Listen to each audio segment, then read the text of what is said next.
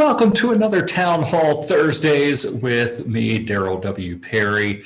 And I believe I'm actually streaming live on YouTube right now and also streaming on Facebook. You can find the Facebook over at facebook.com/TheRealDarrylWPerry.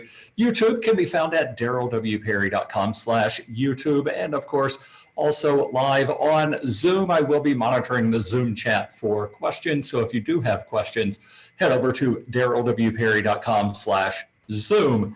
And I realized something recently because of some Zoom updates. They're requiring either adding in a waiting room or password. I figured to add an extra level of security, I would require people to have an authenticated Zoom account, but apparently that just wound up keeping people from coming into the Zoom. So I have eliminated that, but the password is embedded into that URL, darrylwperry.com/Zoom.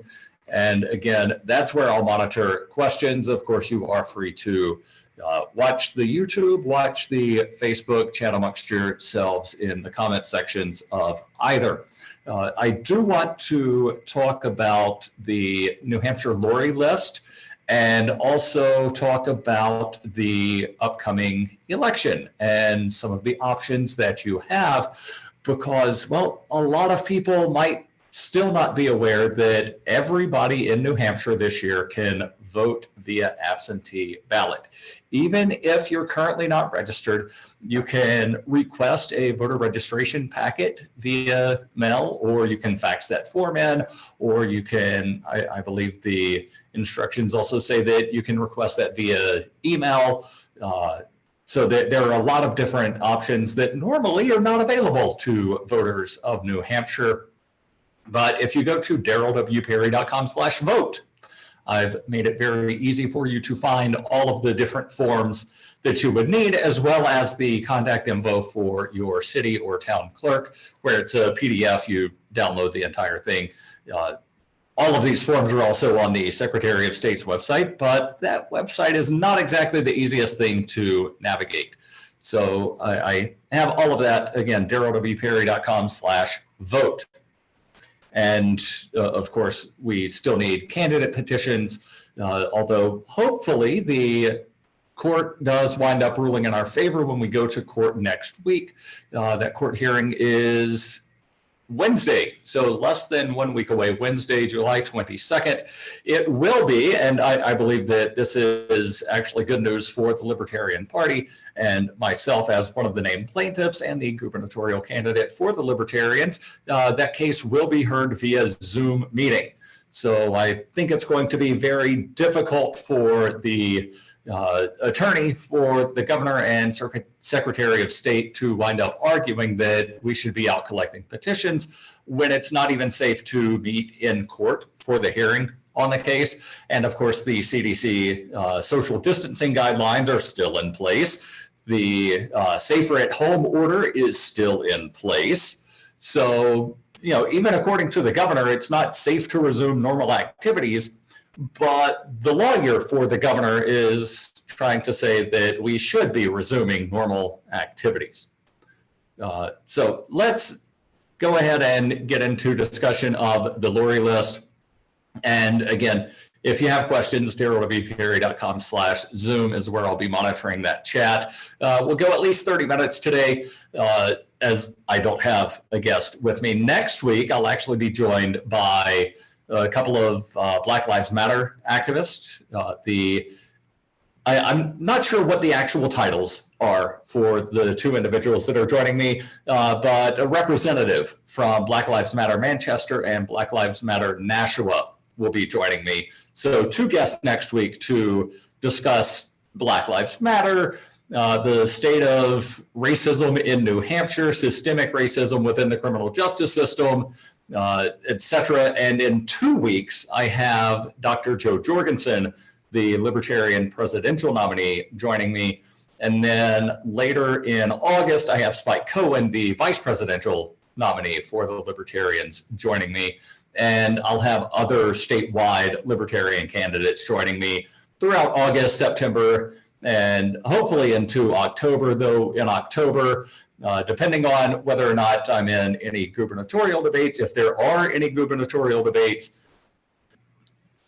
the format of the Town Hall Thursdays might change a little bit in October, depending on debates, things of that sort. So since criminal justice is still sort of the topic du jour, let's talk about the Laurie List. Specifically, I want to talk about, well, should we get rid of the Laurie List? And what should happen to the officers that are on it? Article from the Union Leader quotes a former police chief from the town of Bartlett, Janet Hadley Champlin, who says, "I know of no other profession where there's a secret list like this. They should be fired. There should be absolutely no place in law enforcement for them."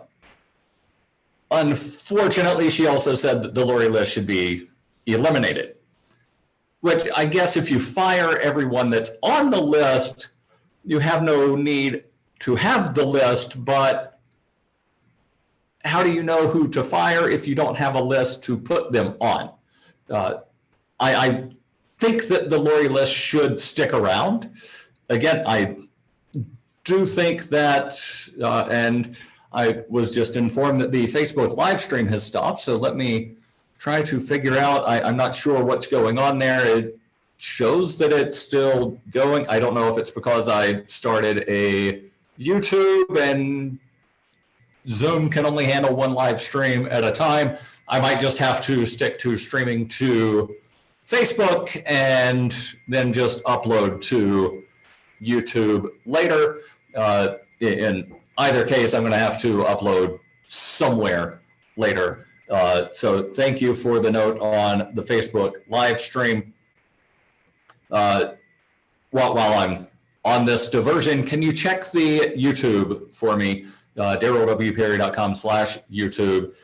If both of them are stopped, then I'll figure something out in the middle here. But continuing on with discussion here of the Laurie List, again, how do you know who to fire if you don't have the list? I think that everybody that's on the Laurie List, not only should they be fired, but they should also be prohibited from ever getting hired in the state of New Hampshire again. I would prefer that they never be hired as a police officer anywhere across the country. But of course, New Hampshire governor can neither issue such an executive order nor get the legislature to pass such a binding order. And when I say they shouldn't be hired, I don't mean they shouldn't be hired at Burger King. They should not be hired to be a police officer. And I would even go so far as to say that they probably most likely should not be hired as private security either. And I know that there is some level of security licensure in New Hampshire. I'm not intimately familiar with that, so that's definitely something to look into, to see if being a fired police officer for misconduct is reason to not be certified as private security in New Hampshire. But continuing on here with some of the words from former police chief Janet Hadley Champlin. She says that the existence of the Laurie List, quote, really stymies me. I don't understand how you have this secret list of officers. You can't keep officers on desk duty who have no credibility on the streets to make arrest or testify in court. You can't be half in. It's a disservice to the good officers in the state to have the list. Again, she wants to completely get rid of the list. I want to make the list public. And, well, current incumbent Governor Chris Sununu recently favored releasing the identity of officers on the list, asterisk, once the misconduct cases have been resolved. Now, we know how slowly the wheels of investigation go in these sorts of things. So I don't think that we should wait, especially because, and I'm going to use some precedent here. In The vast majority of criminal cases, those are public record, meaning that anybody can go down to the courthouse and figure out who's on the docket for what. Why should it be any different when police are being investigated for wrongdoing? Because really, that's all that a criminal charge is. It's an investigation into potential criminal wrongdoing. Now, of course, yes, you've been arrested, you have to go to court, but that doesn't mean that you actually did the thing. That's why there's, in the US, the presumption of innocence until proven guilty beyond a reasonable doubt in a court of law. Now, of course, if you watch the stream a couple of weeks ago when I had Nick Sarwark on, Nick, of course, being the Libertarian candidate for Hillsborough County Attorney, we talked about, well, the justice system isn't really about justice, it's about efficiency, where in New Hampshire, according to a recent report, 98% of people that are charged with an offense in New Hampshire that go to court plead guilty. 98%. I have a hard time believing that cops get it right 98% of the time. And that's just the people that plead guilty that never go to trial. Of the people that go to trial, it's again somewhere over 90% that get found guilty. So when you add those together, you're looking at well over a 99% conviction rate. I don't think that they get it right that much of the time.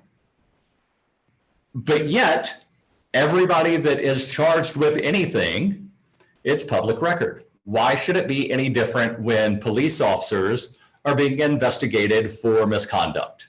I don't think it should be. And I think that anybody that is on this list, it should be made public.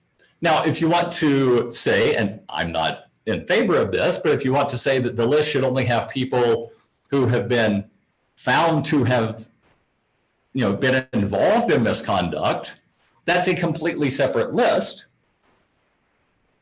But that's not what we're talking about here. We're talking about people that have these allegations against them for misconduct. Some of them, the case has not been resolved.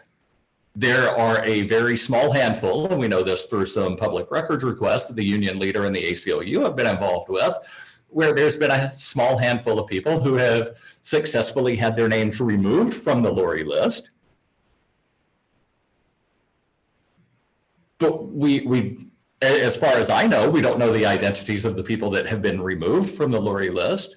And presumably they were removed because their cases were resolved and they were found not to have done the thing that they were alleged to have done. Jumping back in to the thoughts here from Champlin, she says, would any of us go to a doctor or dentist that only received half of the study in medical school? Well, I'm not sure what that has to do with the Laurie List. But, oh, wait, the previous sentence is about getting rid of the part-time police academy for part-time officers. Which I don't know what all's involved in the part-time police academy, but my presumption is it's probably a shortened version of regular police academy. It's not like going to, only half of medical school. An EMT, and this is not to conflate EMTs and doctors, but an EMT gets all of their training in a much shorter period of time than a doctor does, and they can do basically the same amount of stuff as a nurse, give or take a little bit. So I don't see, what the length of time of the training has to do with anything, but again, she is right on one count that nobody on the list should be a police officer in New Hampshire. Continuing on here, the union leader mentions that media outlets, including the union leader and the ACLU, have been fighting with state lawyers for more than a year over the release of the Laurie List. I thought it had been much longer than that. But in either case, this should be a public document. And I have pledged that if elected governor, I will wind up making sure that these things are public record. I also want a quarterly report of all of the use of force throughout the state by any police officer. There was an article recently about the use of force in Keene having increased about 33% from last year, which had increased about 33% from the year prior. And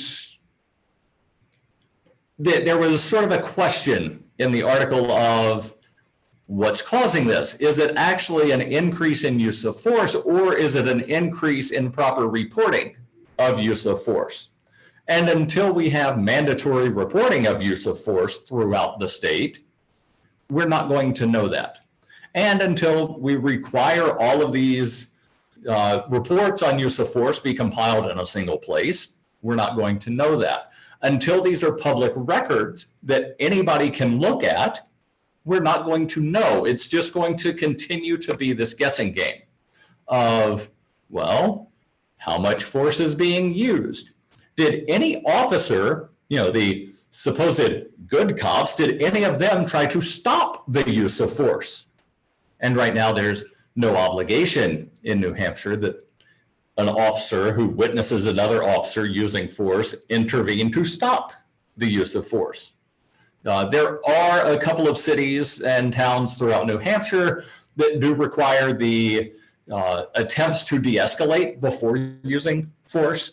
A handful of towns and cities that require, if an officer witnesses another officer using force, they file a report on it.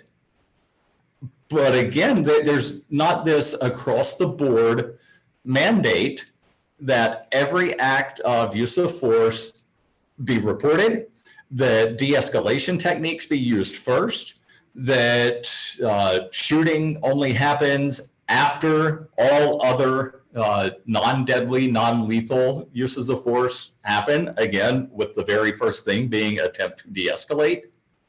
These are things that definitely need to happen. And I've outlined a lot of these things already in articles on my website that I will post the links to in the show notes, or you can go to darrylwperry.com and then click on statements and news releases. And note here from my wife in the Zoom, she says EMTs can't do all the same stuff as a nurse. I didn't mean to imply all of. I thought I said most of. I do know that there's a big difference between EMTs and nurses, but there's also things that EMTs can do, such as start an IV. They can administer in emergency situations. They can administer certain life-saving drugs. Again, it's stuff that your regular advanced first aid person is not going to know how to do. When I lived in Pennsylvania about 15 years ago, I wound up having to get what they refer to as a first responder certification, which is basically advanced first aid. And there was a lot of stuff that we could not do that EMTs could. Basically, all we were able to do and trained to do was CPR, basic first aid, set a bone if there was a broken bone, make a splint. And in rare circumstances, we were authorized to use an EpiPen. And again, part of those rare circumstances were the person that needed the EpiPen had to actually have the EpiPen and hand it to you. Again, that's the difference that I'm drawing between that advanced first aid EMT. And I know that EMTs can do a lot more as far as the life-saving skills. Getting back into the Union Leader article, Champlin, again, the former police chief of Bartlett, who also worked in Portsmouth for 20 years, Union leader says she made 12 suggestions for reforms, including a civilian review board to investigate all police uses of deadly force, mandatory training on ethics and racial bias, and recruitment policies to promote diversity. Former U.S. Marshal and longtime Goffstown Police Chief Stephen Monier said the solution lies in amending the state's right to know law regarding all public employee personnel files. Again, that is something that I wholeheartedly support, is that the state's right to know law does need to be amended so that these things can become public record as they should be. After, I believe it was after George Floyd was murdered in Minneapolis, is when we found out that the officer that killed him had, I believe it was 17 or 18 reports of misconduct against him. But that's not something that we would know if that happened in New Hampshire, again, because the Laurie List is not a public record. And there's a little bit more in the article here I'm not going to get into, but it does say that,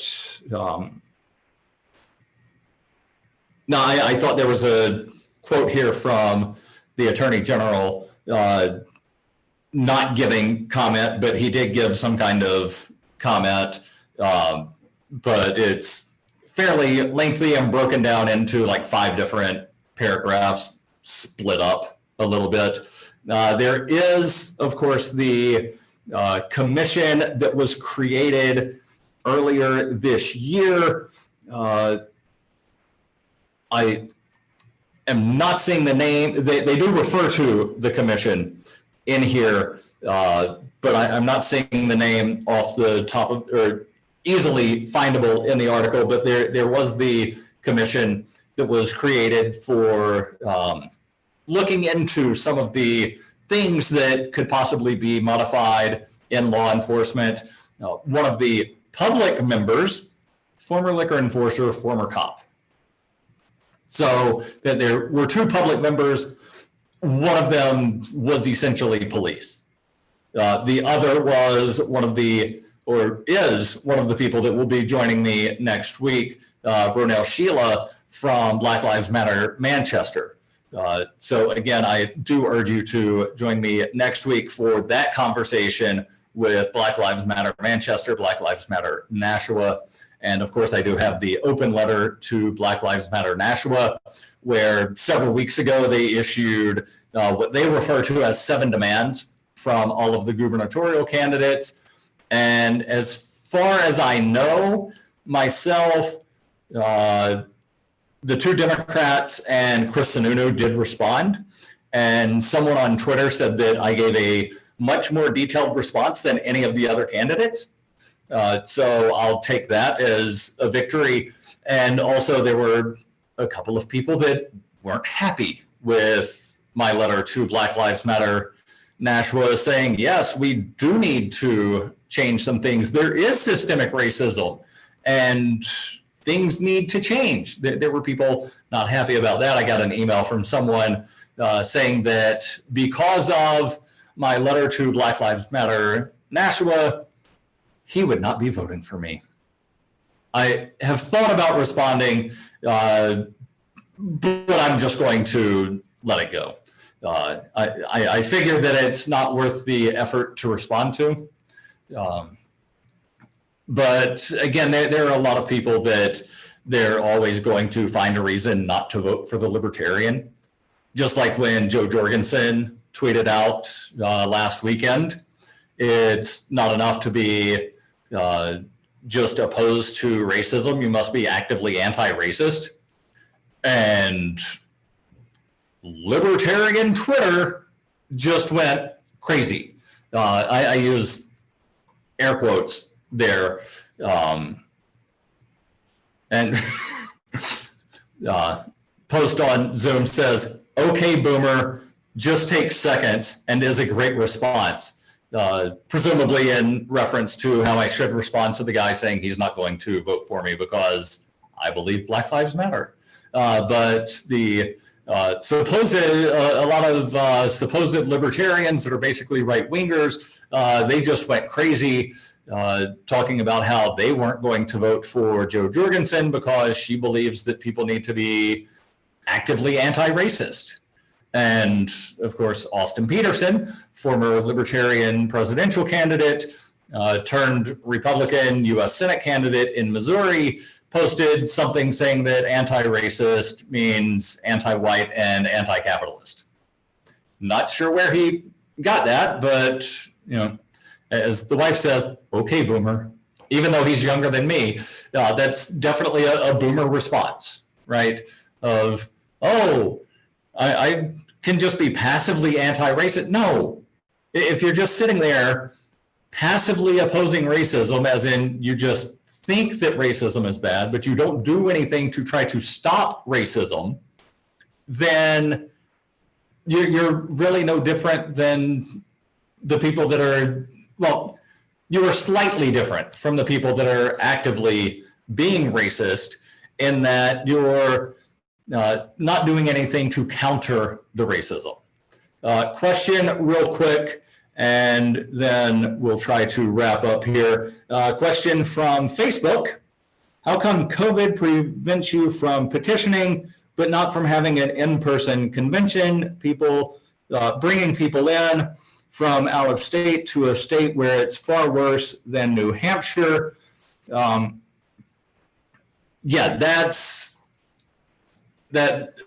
in reference to the Libertarian Party National Convention that was last weekend, partly in Orlando, Florida, and partly everywhere around the world via Zoom and YouTube.